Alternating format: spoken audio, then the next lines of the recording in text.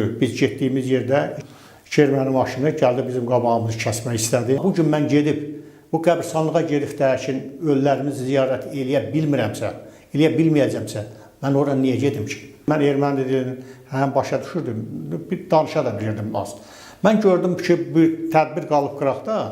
Bunlar hələ o dövrdə, 80-ci ildə demək, Qarabağ məsələsi, Erməni-Azərbaycan məsələsi haqqında danışmaq istəyirlər. 1973-cü ildə Poeziyadan Kafan rayonundan Bakıya gəlirdilər, tələbə edib.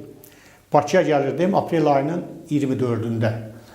Vağzala gəldim, gördüm ki, bir qrup erməni, bir dənə Azərbaycan bizim qonşu kənddən, Qurtqalaq kəndindən olan bir Azərbaycanı alıblar araya, bunu döymək istəyirlər.